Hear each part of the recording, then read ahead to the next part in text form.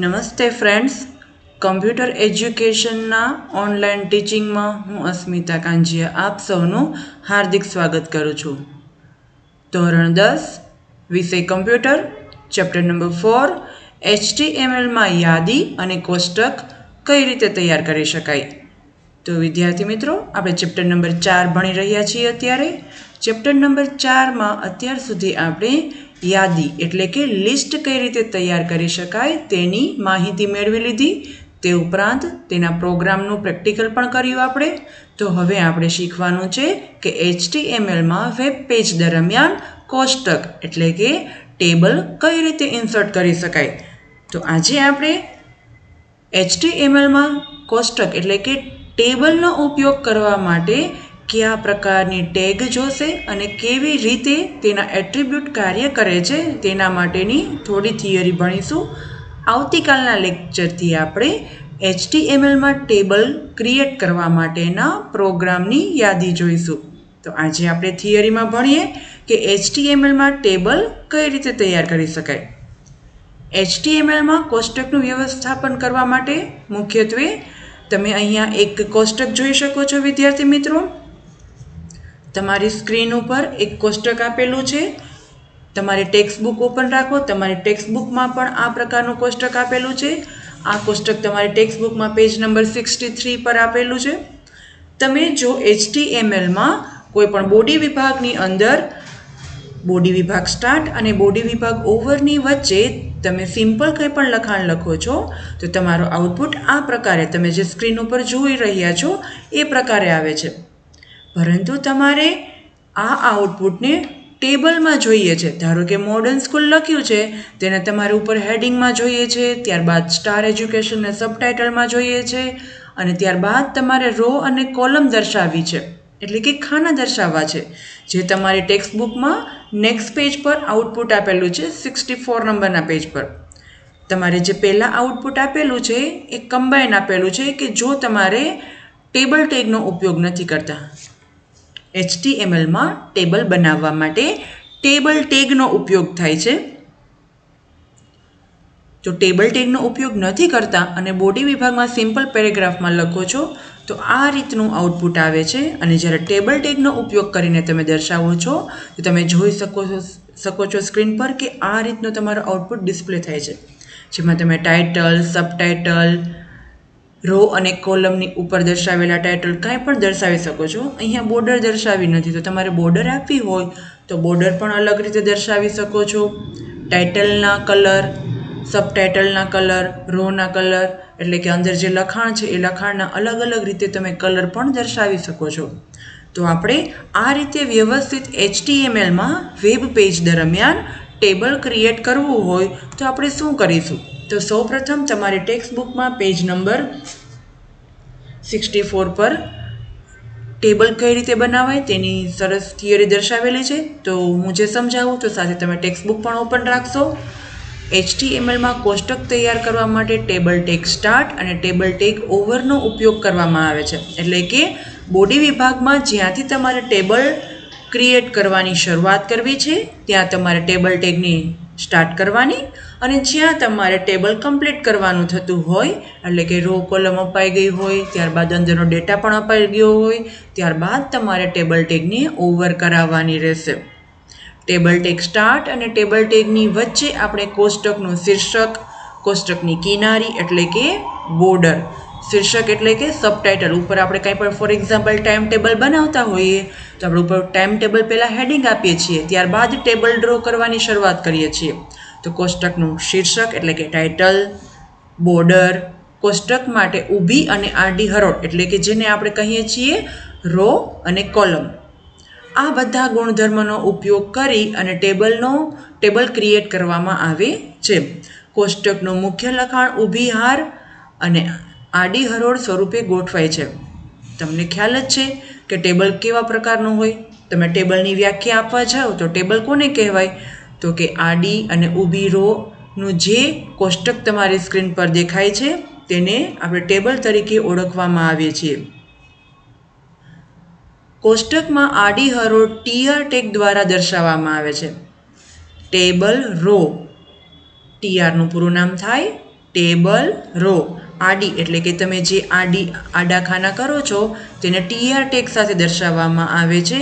જ્યારે પ્રથમ આડી હરોળ મથાળા માટેની હોય એટલે કે તમારે ઉપર હેડિંગ આપવું હોય તેને TH તરીકે ઓળખવામાં આવે છે. THનું પૂરું નામ થાય ટેબલ હેડિંગ. વિદ્યાર્થી મિત્રો, હું વચ્ચે જેના ફૂલ ફોર્મ બોલું છું તે ફૂલ ફોર્મ તમારે બધાએ યાદ રાખવાના છે, નોટ ડાઉન કરવાના છે. MCQમાં આ બધાના ફૂલ ફોર્મ પૂછાઈ શકે છે. ખાસ ધ્યાન રાખો, TR એટલે ટેબલ રો, TH એટલે કે ટેબલ હેડિંગ અને ત્યારબાદ આવે છે બાકીની આડી હરોળ TD ટેગ દ્વારા દાખલ કરવામાં આવે છે. એટલે કે સૌપ્રથમ તમારે ખાના ડ્રો કરવા હોય, લાઇન ડ્રો કરવી હોય ત્યારે TRનો ઉપયોગ થશે. હેડિંગ દર્શાવવા માટે તમે ટાઈમ ટેબલ બનાવો તો ઉપર મંડે, ટ્યુઝડે, વેનસડે જે કંઈ પણ લખો છો એ તમારે TH સાથે લખવાનું રહેશે. અને ત્યારબાદ તેની અંદર તમે જે કંઈ પણ ડેટા લખો છો એટલે કે મંડેના કયા સબ્જેક્ટનો વારો છે, ટ્યુઝડેનો કેનો લેક્ચર છે, વેનસડેના કેનો લેક્ચર છે, તો એ બધું તમારે જે અંદરનો ડેટા દર્શાવો છો તે ડેટા તમારે TD સાથે દર્શાવવાનો રહેશે. TDનું પૂરું નામ થાય ટેબલ ડેટા. વિદ્યાર્થી મિત્રો, અત્યારે તમારે ખાલી સમજૂતી મેળવવાની છે બેઝિક. આનો પ્રોગ્રામ હું જ્યારે કરાવીશ ત્યારે તમને પ્રોપરલી આઈડિયા આવશે કે કઈ રીતે TR, TH, TD, ટેબલ આ બધી ટેગનો ઉપયોગ કઈ રીતે થાય એ હું તમને જ્યારે પ્રોગ્રામિંગ કરાવીશ ત્યારે પ્રોપર સમજાશે. પરંતુ બેઝિક કન્સેપ્ટ ક્લિયર કરવો જરૂરી છે. જો તમારે ટેક્સ્ટ બુકમાં એક સરસ મજાનું એક્ઝામ્પલ આપેલું છે, તે એક્ઝામ્પલ આપણે સમજીએ. તમને બોડી વિભાગ સુધી સમજાય જ છે. તો અહીંયા H1 ટેગમાં સિમ્પલ એક હેડિંગ લીધું છે, ત્યારબાદ P ટેગમાં હેડિંગ દર્શાવ્યું છે. આપણે ખાસ અત્યારે નોટ કરીએ તો છે ટેબલ ટેગ. ટેબલ ટેગ સાથે ટેબલ ટેગની શરૂઆતમાં બોર્ડર દર્શાવી છે. એટલે કે બોર્ડર અહીંયા 2 એટલા માટે લખેલું છે કે તમે જેટલા નંબર આપશો એ પ્રમાણેની થિકનેસ તમારા ટેબલની બોર્ડરમાં જોવા મળશે. મેં તમને કહેલું કે તમારે જ્યારે ટેબલ કમ્પ્લીટ થાય ત્યારે ટેબલ ટેગ ઓવર કરાવવાની રહેશે. તો હંમેશા બોડીની ઉપર જ ટેબલ ટેગ આવશે, કેમ કે બોડી ટેગ એ તમારા પ્રોગ્રામની અંતની ટેગ હોય છે. હા, પણ ટેબલ પછી તમારે જો કોઈ પેરેગ્રાફ કેવું આપવાનું થતું હોય તો ટેબલ ટેગ પછી તમે પેરેગ્રાફ કેવું કાંઈ પણ દર્શાવી શકો છો. ટેબલ ટેગમાં અહીંયા રો કરેલી છે TR, એટલે કે તમારા ટેબલમાં પહેલી રો ક્રિએટ થાય છે. તમે જેવું ટેબલ કરો ને એટલે HTMLની મેમરીમાં ટેબલ ક્રિએટ થાય. TR લખો ને એટલે HTMLની મેમરીમાં વેબ પેજ દરમિયાન એ એક રો ક્રિએટ કરે. તમે એની અંદર TD કરીને જે ડેટા આપો ને એ ડેટા તમે જે ટાઈપ કરેલો હશે એ ડેટા તમારા TD તરીકે તમારા વેબ પેજની અંદર પહેલી રોના ખાનામાં એ ડેટા લખેલો દેખાશે. ત્યારબાદ બીજી રોના બોક્સમાં બીજા નંબરનો ડેટા દેખાશે. એમ તમે 2 રોનું ટેબલ અત્યારે ક્રિએટ કરેલું છે, કેમ કે તમે જેટલો ડેટા આપશો એટલી કોલમ ક્રિએટ થશે. રો 1 થઈ, કોલમ અત્યારે 2 થઈ છે. ત્યારબાદ ફરી આપણે બીજી રો એટલે કે બીજા ટેબલ માટે બીજી કોલમ રો માટે આપણે ફરી TR લેવો પડે છે. જો અહીંયા કન્ટિન્યુ રાખો છો તો તમારે બાજુમાં જ લખાણ આવતું જશે, પણ તમારે બાજુમાં નહીં, હવે તમારે બીજી રો ક્રિએટ કરવી છે નીચેની બાજુ. તો હવે આપણે ફરી TR સ્ટાર્ટ કરીએ અને એ TRની અંદર ઉપર જેટલી રો કોલમ દર્શાવી છે એટલી જ કોલમ, એટલો જ ડેટા આપણે અહીંયા દર્શાવીએ. ત્યારબાદ ટેબલ એટલે કે TR ઓવર, એટલે કે તમારે જ્યાં હવે રો ને વધુ ડેટા આપવાનો થતો નથી એવા સંજોગોમાં તમારે અહીંયા TR ટેગ ઓવર કરવાની હોય છે. ટેબલનું કાર્ય પૂર્ણ થતાં ટેબલ ઓવર, બોડી અને HTML તો તમે જાણો છો આપણે ક્યારે ઓવર કરીએ છીએ. તમને વધુ પ્રેક્ટિકલ જ્યારે હું પ્રેક્ટિકલ કરાવીશ ત્યારે વધુ સમજૂતી આવશે, પણ આનું આઉટપુટ જોશો તો તમને આઈડિયા આવશે કે તમે જે પ્રકારે જો તમે એકવાર TR લખો ને એટલે આમ આડી જ રો ક્રિએટ થાય, બીજી વાર TR લખો ત્યારે એ બીજી આડી રો ક્રિએટ થાય. એટલે તમે 2 વાર TR લખ્યું એટલે એ 2 TRમાં આ 2 નથી ક્રિએટ થતી, આ પહેલી અને બીજી ક્રિએટ થાય છે. ત્યારબાદ જે બીજી આપી તેમાં બીજા નંબરની કોલમ ક્રિએટ થાય છે. ફોર એક્ઝામ્પલ પહેલામાં તમે 3 TD લખેલા છે તો અહીંયા 1, 2 અને 3, અહીંયા ત્રીજી લાઈન બીજી અહીં બાજુમાં આવશે. તેથી ખાસ ધ્યાન રાખજો. ત્યારબાદ અહીંયા તમને સમજૂતી આપેલી છે કે ટેબલ ટેગની અંદર ઉપયોગમાં લેવાયેલા પ્રથમ ગુણધર્મ પોતે જ 2 પિક્સેલ કદની કિનારી આપે છે. જો અહીંયા તમને કિનારી આપેલી છે, મેં તમને કીધેલું કે તમે જેટલા નંબર આપશો એટલા પિક્સલની કિનારી તમને દેખાશે. કોષ્ટકમાં એ પછી TR ટેગ સાથે આડી હરોળ વ્યાખ્યાયિત કરેલી છે અને આ માટે TR ટેગની 2 જોડીમાં, જેમ મેં તમને સમજૂતી આપેલી કે 2 જોડીમાં તમને આ સમગ્ર ડેટા દર્શાવેલો છે અને ત્યારબાદ TD સાથે અંદરનો ડેટા દર્શાવેલો છે. હવે જે ખાસ સમજવાનું છે તે છે ટેબલ ટેગના એટ્રીબ્યુટ્સ, એટલે કે ટેબલ ટેગના ગુણધર્મ. ગુણધર્મથી તમે બધા પરિચિત છો. આપણે બોડી વિભાગના ગુણધર્મ, ત્યારબાદ OL ટેગમાં, UL ટેગમાં, ઇમેજ ટેગમાં આપણે ઘણા બધા ગુણધર્મો બધી ટેગના જોયા. જે ટેગના જે ગુણધર્મ હોય એ ટેગને એ કાર્ય કરતા હોય છે, એટલે કે એના જે કંઈ પણ લુક હોય છે એ લુકમાં ઘણો બધો ફેરફાર કરી દેતા હોય છે. તો અહીંયા તમને તમારી સ્ક્રીન ઉપર ટેબલ ટેગના ગુણધર્મ જોઈ શકો છો. અહીંયા તમે અલગ અલગ રીતે ટેબલ ટેગ સ્ટાર્ટ કરી, તમે જે અત્યારે હમણાં તમને એક્ઝામ્પલ મેં બતાવ્યું તેમાં એક બોર્ડર એટ્રીબ્યુટનો ઉપયોગ કરેલો હતો.